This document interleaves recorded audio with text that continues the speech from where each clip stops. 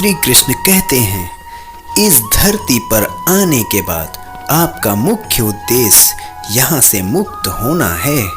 केवल वही मनुष्य मुक्त हो सकता है जो अपने कर्मों में दृढ़ संकल्प के साथ स्थिर है और सुख दुख को समान रूप से सहन करता है। जो मनुष्य अपनी आत्मा की बात सुनता है वह मुझसे बात कर सकता है और देख भी सकता है। वह मनुष्य जिसने घृणा को त्याग दिया, जो सभी प्राणियों के लिए समान व्यवहार करता है, जो सुख दुख और दर्द पीड़ा से अप्रभावित है, जिसके अंदर करुणा भरी हुई है और मन शांत है, उसने सही मायने में मुझे प्राप्त कर लिया है। यही वह मनुष्य है जिसको मैं सबसे अधिक पसंद करता हूँ। इस विशाल संसार में तुमको केवल कर्म करने की छूट है। इसके अतिरिक्त फल की इच्छा और स्वार्थ सब निरर्थक है। यह सोचकर कभी किसी काम की शुरुआत मत करो कि इसका तुमको कोई फल मिलेगा। बिना किसी लालसा के कर्म करो।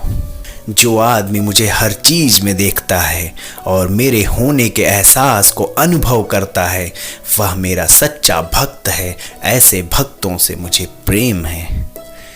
इंद्रियों का काम ही है भटकाना।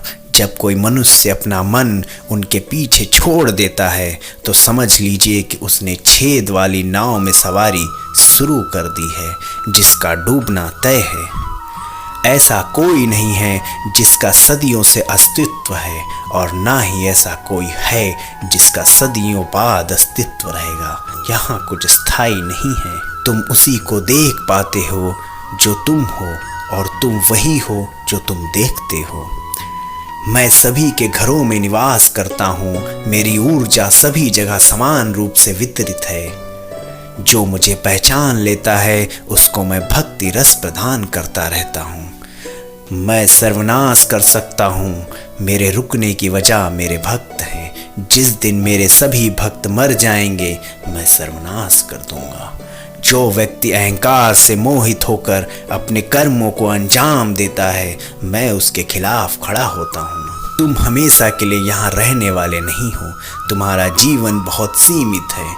जो मनुष्य यहाँ आता है वह अपनी क्षमता को तलाशने के लिए आगे बढ़ता है। ये गलत नहीं है अगर तुम निस्वार्थ भाव से अपनी गति करते हो। स्वभाव के द्वारा निर्धारित कर्तव्य का पालन करने से कोई पाप नहीं होता है। हम वास्तव में कभी दुनिया का सामना करते ही नहीं हैं। यहाँ रहकर हम जो भी अनुभव करते हैं वो हमारी इंद्रियां हैं। तुम केवल अपने कर्म पर नियंत्रण कर सकते हो। तुम्हारे कर्म परिणाम का तुम दावा नहीं कर सकते। हारने का डर, असफलता का भय, कर्मों के साथ भावना जोड़ना सफलता की सबसे बड़ी बाधा है। ये विचार मन को अस्थिर कर आपकी क्षमता को लूटता है। अपनी इच्छा शक्ति से खुद को नया आकार दो। अपने आप को कभी स्व इच्छा से नीचा मत होने दो। बुद्धिमानी तुम्हारी चेतना को एकीकृत करती है और कर्म के फल के प्रति आसक्ति को त्यागने में मदद करती है। दूसरे के सुख दुख पर कोई यदि इस प्रकार प्रतिक्रिया देता है जैसे वो उसके अपने हैं, तो उस व्यक्ति को सच्चा आध्यात्मिक मान सकते हैं। मैं हर समय से यहाँ पर था और ऐसा समय नहीं है जब मैं यहाँ नहीं था। मैं समस्त भूत में विद्यमान था और समस्त भविष्य में भी विद्यमान रहूँगा। दुनिया का सबसे बड़ा पापी अगर समर्पण के साथ मेरी सच्ची उपासना करे तो मैं उसको भी शुद्ध कर देता हूँ। वो लोग जो केवल कर्म के फल की इच्छा से प्रेरित होते हैं वो अक्सर दुखी रहते हैं। जब किसी की चेतना एक हो जाती है तो उसकी सारी व्यर्थ चिंताएं पीछे छूट जाती हैं। फिर उसको किसी वजह की चिंता नहीं होती। उसे चीज़ें अच्छी हों या बुरी, वह सदा एक सा रहता है। जो लोग अपनी आत्मा से भली भांति परिचित हैं वे इंद्रियों पर पूरी तरह से नियंत्रण रखते हैं। अपने भूत की घटनाओं पर चिंतित होना व्यर्थ है। तुम ना तो अपने भूत को बदल सकते हो, ना अपने भविष्य की कल्पना कर सकते हो।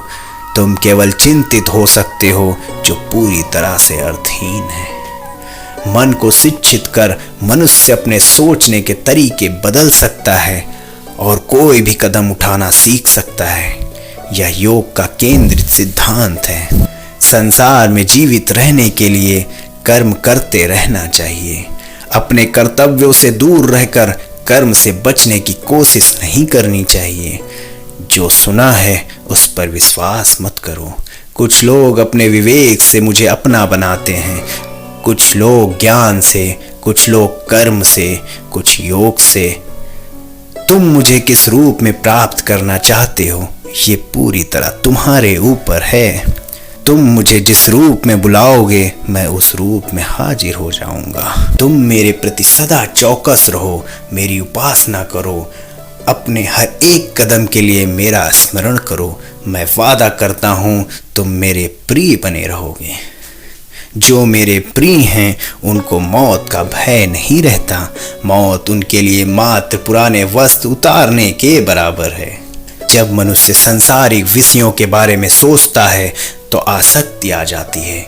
आसक्ति से इच्छा उत्पन्न होती है, इच्छा से वासना उत्पन्न होती है, वासना से क्रोध के बादल उमड़ पड़ते हैं। इसलिए ध्यान को सांसारिक विषयों से हटाकर कृष्ण में लगाओ। जिसका कर्म सात्विक है उसका निर्णय बेहतर होगा और वह मनुष्य परिणाम को लेकर भावनाओं में नहीं उलझता है। केवल इच्छाओं को वश में करने से काम नहीं चलेगा, स्वामित्व और अहंकार को भी वश में करना होगा। सात्विक व्यक्ति ऊर्जा से भरा होता है। उसका मन शांत, साधन संपन्न, दयालु, निस्वार्थ और जागरूक होता है। जो बिना मेहनत के बहुत कुछ हासिल कर लेते हैं, एक समय वह सबसे बड़ा पंगु बन जाते हैं। मनुष्य भाग को अपने हाथ में ले सकता है। वह अपने कर्म के प्रति जिम्मेदार है। अगर किसी तरह वह अपने कर्मों का नियंत्रण करना सीख जाए तो भाग्य उसका नियंत्रण में आ सकता है।